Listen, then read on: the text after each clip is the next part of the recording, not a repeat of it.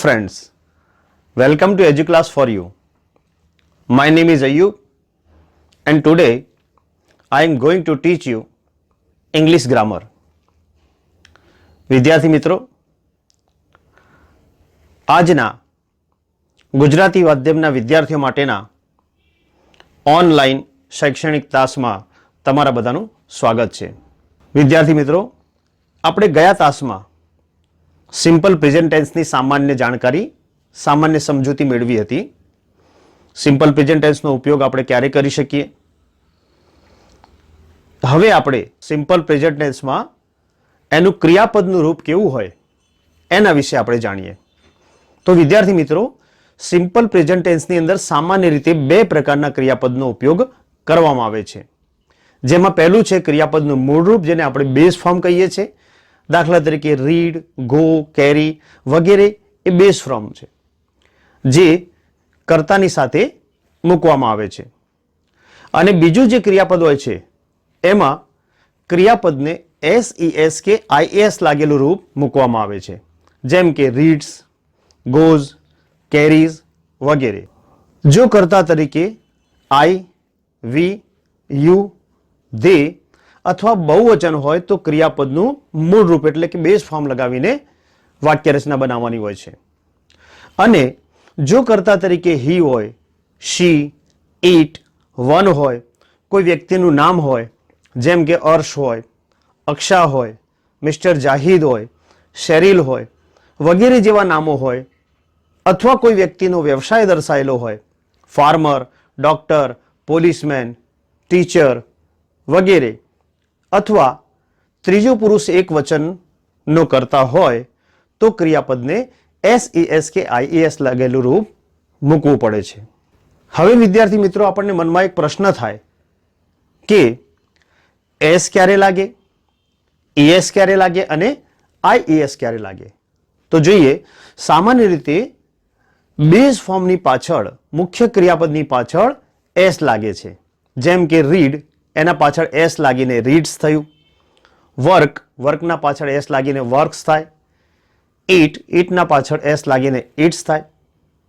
પરંતુ જો મૂળ ક્રિયાપદનો છેલ્લો અક્ષર કે અક્ષરો S, double S, SH, CH, O કે X હોય તો ES લાગે છે. જેમ કે પાસ, એના પાછળ ES લાગીને પાસીસ, વિશ, વિશીઝ, કેચ, કેચીઝ, ગો, ગોઝ અને મિક્સ, એમાં ES લાગીને મિક્સીસ બને છે. ત્યારબાદ વિદ્યાર્થી મિત્રો, જો મૂળ ક્રિયાપદનો છેલ્લો અક્ષર Y હોય અને Yની આગળનો અક્ષર વ્યંજન હોય તો Y દૂર કરી IES લાગે છે. જેમ કે કેરી, CARRY, એમાં છેલ્લો અક્ષર Y છે અને Yના આગળ R એ વ્યંજન છે. તો આવા વર્બની અંદર, આવા ક્રિયાપદની અંદર જ્યારે IES લગાવવાનું થાય ત્યારે વાયને દૂર કરવામાં આવે છે. ત્યારબાદ વિદ્યાર્થી મિત્રો, જો મૂળ ક્રિયાપદનો છેલ્લો અક્ષર વાય હોય અને વાયની આગળનો અક્ષર સ્વર હોય તો માત્ર એસ લાગે છે. અંગ્રેજીમાં જે 5 સ્વર છે A, E, I, O, U, એમાંનો કોઈ અક્ષર વાયના આગળ વપરાયેલો હોય ત્યારે માત્ર એસ લાગે છે. હવે વિદ્યાર્થી મિત્રો, સિમ્પલ પ્રેઝન્ટ ટેન્સની અંદર એની વાક્ય રચનાઓ, એની સેન્ટેન્સ ફોર્મેશન કેવી હોય એની હવે આપણે જાણકારી મેળવીએ. એમાં પહેલી વાક્ય રચના છે એફર્મેટિવ સેન્ટેન્સ એટલે કે હકાર વાક્ય રચના. હકાર વાક્ય રચનામાં બે પ્રકારની વાક્ય રચનાઓ છે જે તમને સ્ક્રીન પર દેખાઈ રહી છે. એમાં સૌથી પહેલી વાક્ય રચનામાં કર્તા વત્તા ક્રિયાપદનું મૂળ રૂપ, જેને આપણે બેઝ ફોર્મ કહીએ છીએ, વત્તા અન્ય શબ્દોમાં કર્મ, સ્થળ અને સમય એ ક્રમશઃ મૂકવામાં આવે છે. જ્યારે બીજી વાક્ય રચના છે એમાં કર્તા, ક્રિયાપદનું SES કે IES લાગેલું રૂપ વત્તા અન્ય શબ્દો, એમાં કર્મ, સ્થળ અને સમય ક્રમશઃ ગોઠવીને મૂકવામાં આવે છે. તો બંને વાક્ય રચનામાં એક મૂળભૂત ફેરફાર એ છે કે પહેલી વાક્ય રચનામાં ક્રિયાપદનું મૂળ રૂપ આવે છે અને બીજી વાક્ય રચનામાં ક્રિયાપદનું SES કે IES લાગેલું રૂપ આવે છે. હવે તમને ખબર છે કે ક્યારે SES કે IES લાગે, જે આપણે આગળ શીખ્યા. હવે ઉદાહરણ દ્વારા સમજીએ વિદ્યાર્થી મિત્રો. પહેલા ઉદાહરણની અંદર I play cricket every day, એમાં આઈ એ કર્તા છે, પ્લે એ ક્રિયાપદ છે, ક્રિકેટ એ કર્મ એટલે કે ઓબ્જેક્ટ, અને એવરીડે જે સમય છે એટલે કે ટાઈમ. બીજા વાક્યમાં યુ સબ્જેક્ટ છે, રીડ વર્બ છે, અ સ્ટોરી ઓબ્જેક્ટ છે અને ડેલી એ ટાઈમ છે, એટલે કે you read a story daily. ત્રીજા વાક્યમાં we go to school regularly. એમાં વી સબ્જેક્ટ છે, ગો વર્બ છે, ટુ સ્કૂલ પ્લેસ છે અને રેગ્યુલરલી એ ટાઈમ છે. ચોથા વાક્યમાં my mother always makes sweets on festival day. એમાં માય મધર એ સબ્જેક્ટ છે, ઓલવેઝ એ એડવર્બ્સ ઓફ ફ્રીક્વન્સી છે, મેક્સ વર્બ છે, સ્વીટ્સ ઓબ્જેક્ટ છે, ઓન ફેસ્ટિવલ ડે એ ટાઈમ છે. પાંચમા ઉદાહરણની અંદર they send greeting cards to their relatives on every Diwali. એમાં they સબ્જેક્ટ છે, send એ વર્બ છે, greeting cards એ ઓબ્જેક્ટ છે, to their relatives એ પણ ઓબ્જેક્ટ છે જે સજીવ વ્યક્તિઓના સ્વરૂપમાં વપરાયું છે, અને on every Diwali A time છે. ત્યારબાદ વિદ્યાર્થી મિત્રો નેગેટિવ સેન્ટેન્સ નકાર વાક્ય રચના એની આપણે જાણકારી મેળવીએ, જેમાં સૌથી પહેલા કર્તા, ત્યારબાદ વાક્યને નકાર બનાવવા માટે ડુ અથવા ડઝ ઓક્ઝિલરી વર્બ તરીકે, હેલ્પિંગ વર્બ તરીકે ઉપયોગમાં લેવામાં આવે છે.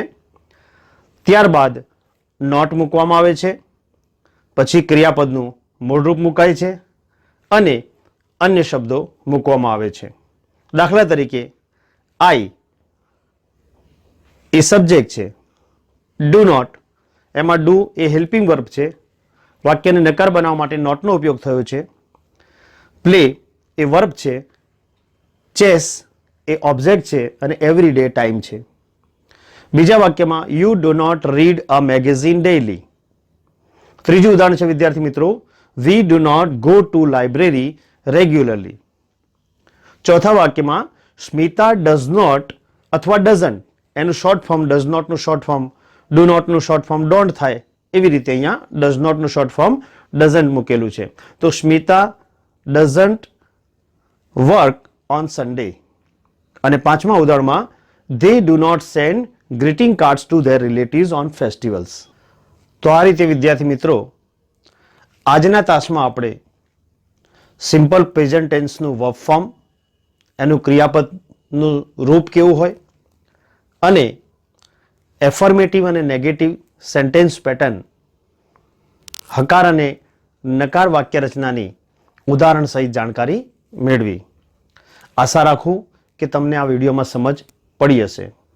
હવે આવતા તાસમાં ઇન્ટ્રોગેટિવ સેન્ટેન્સ એટલે કે સાદું પ્રશ્નાર્થ વાક્ય રચના અને WH પ્રશ્નાર્થ વાક્ય રચનાની જાણકારી મેળવીશું.